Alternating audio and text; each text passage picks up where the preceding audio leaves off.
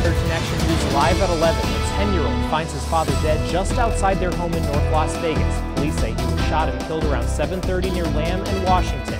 That's where we find 13 Action News reporter Nina Porciuncula. She joins us live now from the scene. Nina, what else can you tell us? Tom, Metro said the victim was working on that truck right outside his home when someone shot him at close range. Again, imagine this. It was his child who found him lying beside that truck.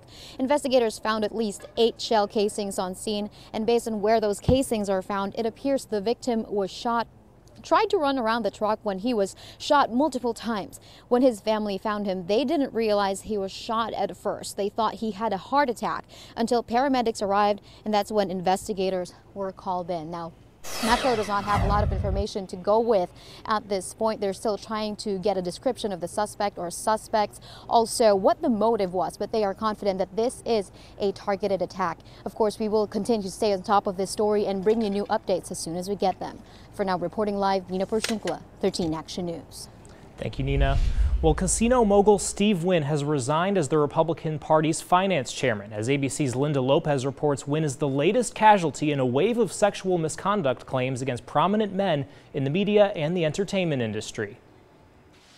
Casino mogul and Republican Party mega donor Steve Wynn releasing this statement Saturday. Effective today, I am resigning as finance chairman of the RNC. The chairwoman of the Republican National Committee accepting the resignation, just one day after the Wall Street Journal reported that the 76-year-old billionaire pressured some of his employees to perform sex acts, the allegations spanning several decades. The Journal reporting a 2005 incident. A manicurist at Wynn's Vegas resort alleges he forced her to have sex in his office, later paying her a $7.5 million settlement. Ex-Wynn salon manager Jorgen Nielsen told ABC News he saw employees cry, get sick, and have nervous breakdowns when Wynn requested them. He was actually chasing one of the manicurists around, and she locked herself in bed and would not come out. Wynn has denied all of the allegations, but his resignation from the RNC deprives Republicans of a prolific fundraiser. Wynn helped the GOP rake in more than $130 million in 2017, receiving praise from President Trump. He's raising so much money for our great Republican Party. The Federal Election Commission says Wynn also contributed more than $600,000 of his own money to Republican causes in 2017. Now there are increasing calls for the GOP to return Wynn's donations, especially since Republicans demanded last year that Democrats redirect or refund money donated to them by disgraced movie mogul Harvey Weinstein. So far, the Republican National Committee has remained silent. Linda Lopez, ABC News, New York. A tense moment for Nellis Air Force Base this morning. Military officials say a Royal Australian Air Force aircraft had to abort its takeoff and then caught fire. Chopper 13 was fast and first over the Air Force Base. We're told no one was hurt. Emergency services were on the scene for much of the afternoon. The cause of the incident is under investigation. Hundreds lined up at the Lucky Dragon today for their chance to win some big money. Since the casino is closing, Vital Vegas reports gaming regulations require them to give away their leftover jackpots. That meant that club card holders had a chance to win part of a prize pool worth just over $46,000. The first winner got just over $11,000 in cash, and 7 more each got $5,000. An inmate is back behind bars tonight after he was caught in Summerlin. Jeffrey Pimental escaped from a minimum security camp about 30 miles north of Las Vegas last weekend. Pimental is serving time for battery with a deadly weapon. He now faces additional charges. A man is behind bars tonight after allegedly shooting his wife and his stepdaughter in the face. It happened just after 11 this morning at the Latigo apartment complex near Silverado Ranch in Eastern. The man originally ran off but then turned himself in this afternoon. Both mother and daughter were shot multiple times but are expected to survive. Metro says just yesterday officers were called out to the complex due to some sort of incident between the husband and wife. The man is facing 2 charges of attempted murder with a firearm. And 3 suspects are on the loose after robbing a jewelry store this morning near Craig and Decatur. Metro says the suspects entered the store and attempted to break open the glass counters with hammers, but when they failed, police say they shot the glass. Police haven't released any descriptions of those suspects. Well, after very average temperatures this afternoon, we are now down into the 40s for a lot of the Las Vegas Valley, 48 for central portions of the valley, 45 Sunrise Manor, Green Valley at 46 degrees, and Anthem already not too far from those upper 30s. Here's your planner for tomorrow morning. We're going to start the day off for most of the valley in the mid and upper 40s. There's your 7 a.m. temperature, 55 by the 9 o'clock hour. Lots of sunshine to start off the day, but take a look at these wind speeds here. Not very impressive numbers, but they are coming from the north.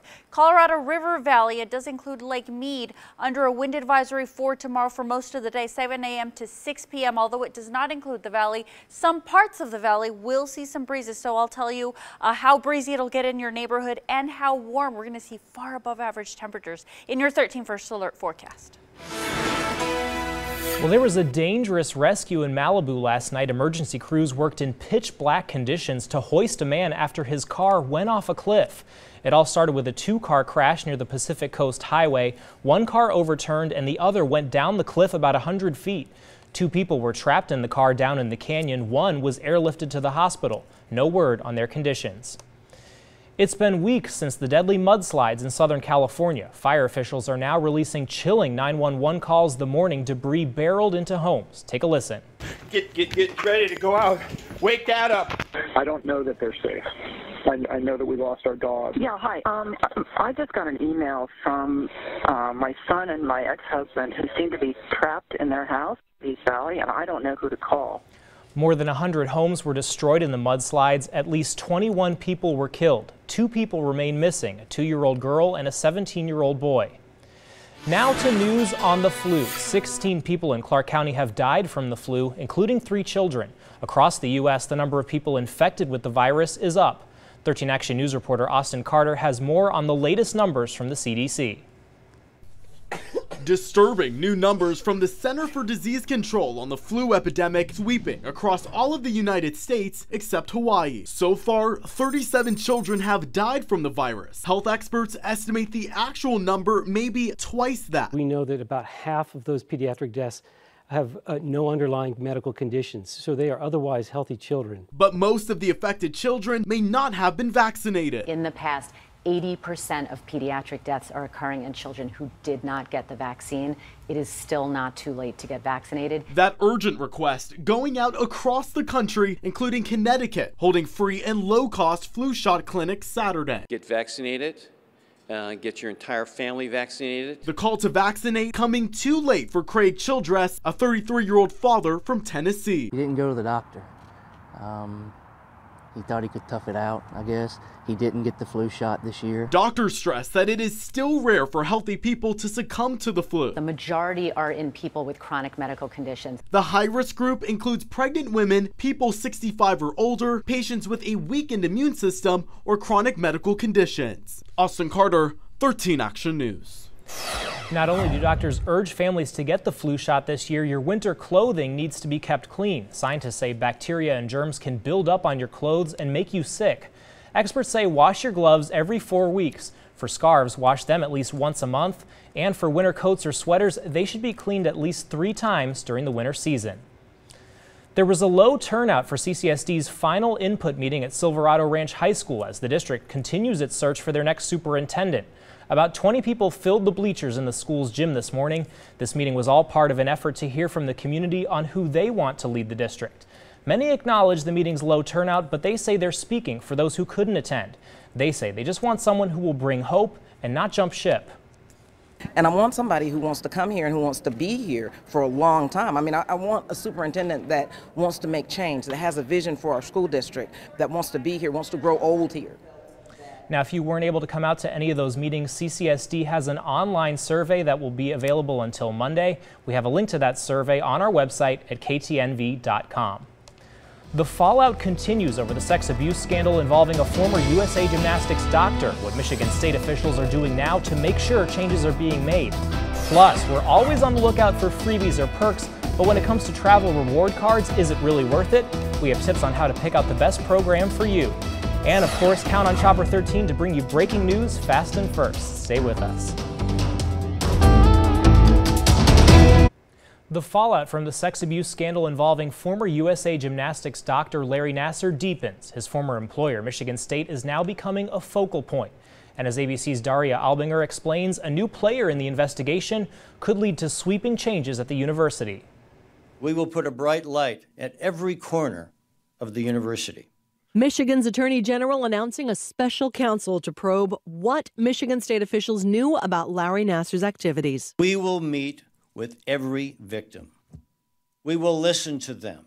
That special counsel headed by Bill Forsyth, a former prosecutor, the investigation putting MSU's board members under increased scrutiny. We're awful sorry for the trouble we've caused those poor women.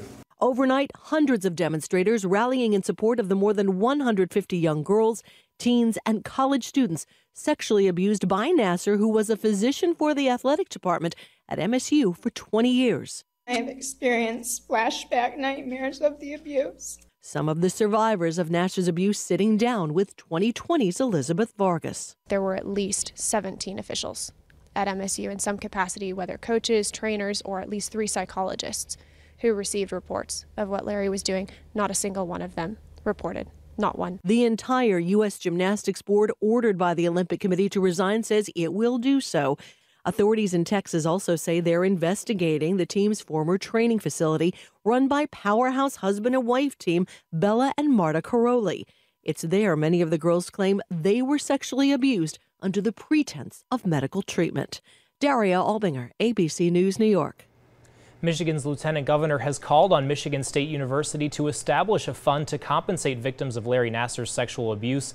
He also says Michigan State's attorneys should stop fighting lawsuits filed by the victims and should instead move to settle them. The man who shot and killed former NFL player Joe McKnight has been found guilty of manslaughter. The jury returned the verdict against Ronald Gasser yesterday.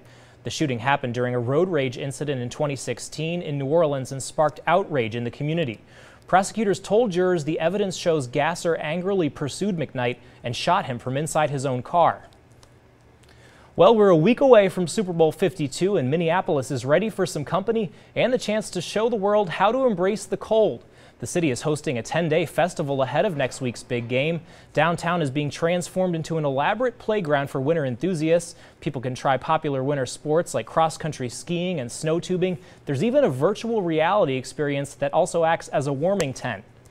It does feel extra. It's beautiful. Minneapolis really went out and they went nice. So Philadelphia, welcome. I can't wait to meet the East Coast and let them see what Minnesota has to offer.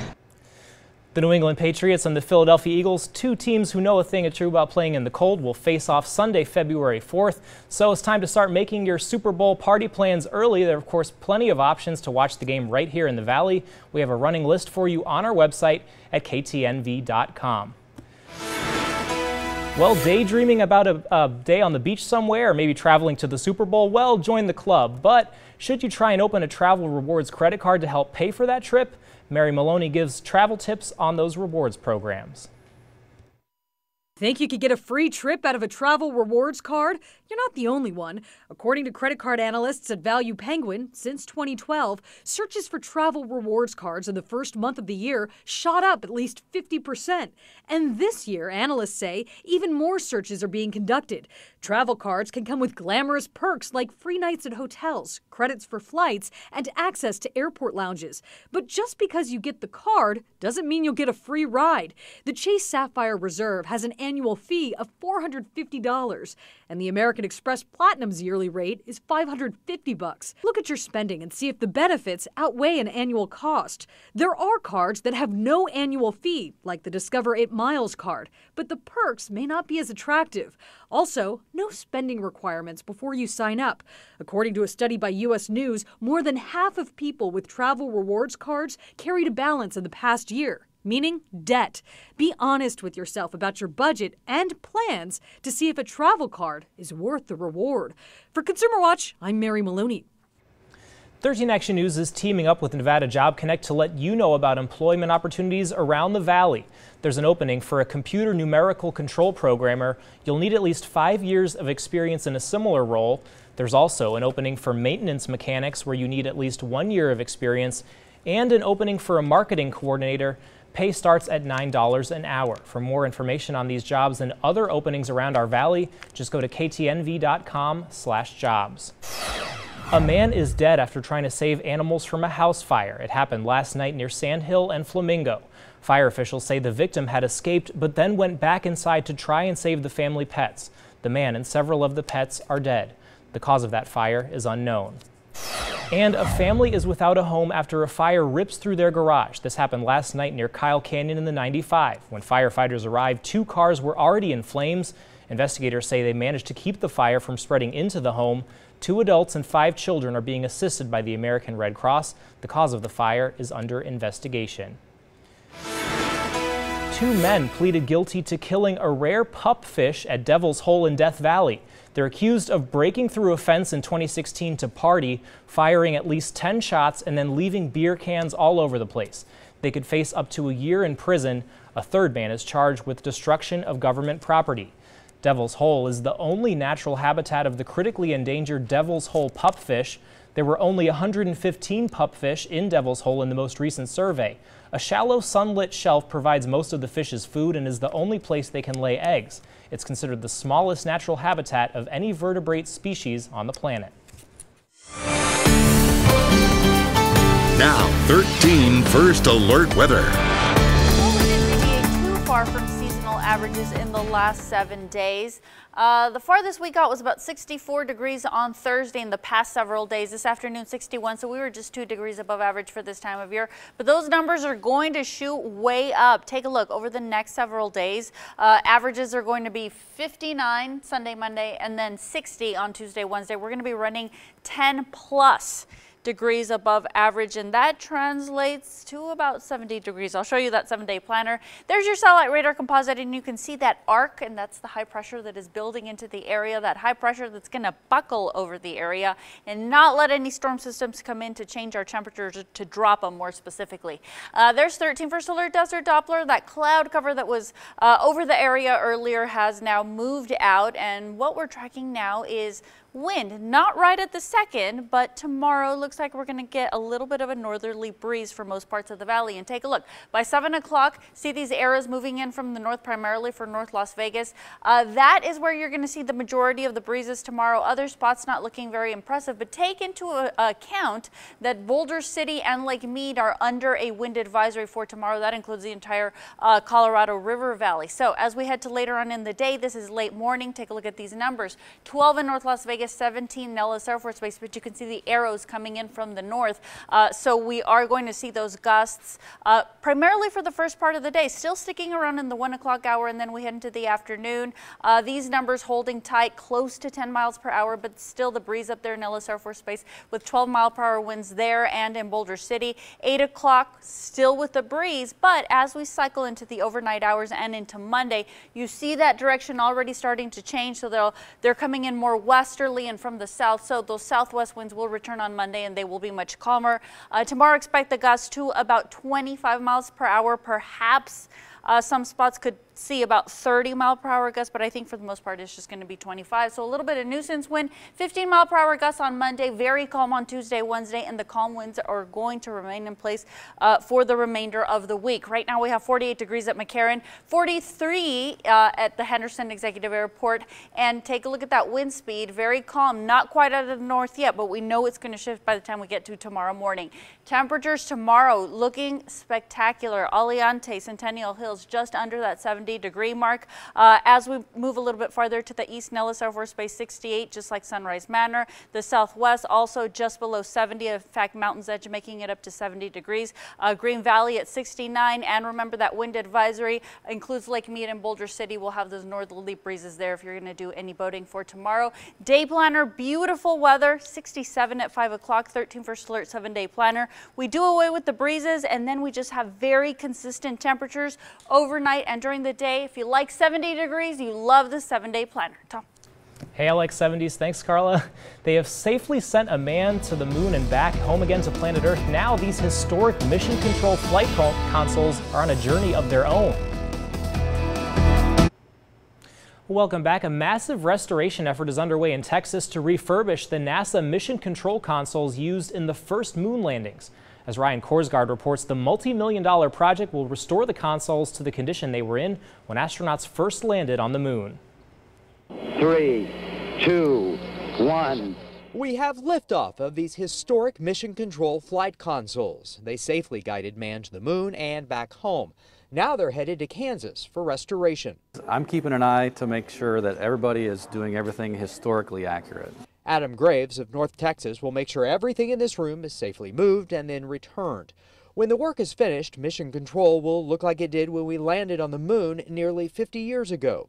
I know when I walk in the door, I feel special. You know, I feel like something very important happened here. I don't want to touch anything. I don't feel worthy. He wants the Johnson Space Center visitors to understand the significance. Space Center Houston has raised $4 of the needed $5 million for this project. This space is fallen into some disrepair over the years. It's one of the most popular attractions when people visit Space Center Houston, and we take them behind the scenes here at Johnson Space Center. So this is the gallery overlooking Mission Control, where the families would sit during the launches. He said this really hasn't changed, especially the upholstery. It's original. So they're going to take it off, clean it, and put it right back. So when guests come to visit, you're going to be sitting in the actual seats that family members and officials sat in to observe our lunar program.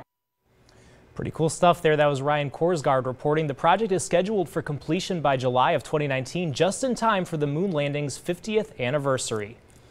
The world's most powerful space rocket is set to be launched on February 6th. That's according to SpaceX Chief Executive Elon Musk.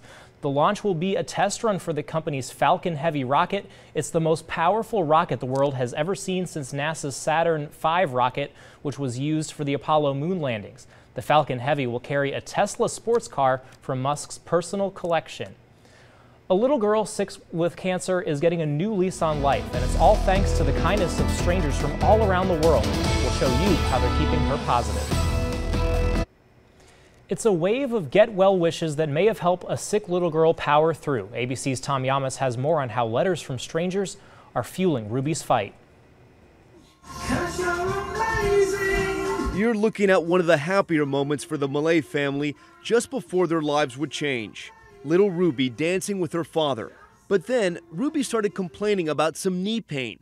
In June, she was diagnosed with cancer, stage 4 neuroblastoma. The scariest moment I've ever had in my life. The 4-year-old had to spend the holidays in the hospital.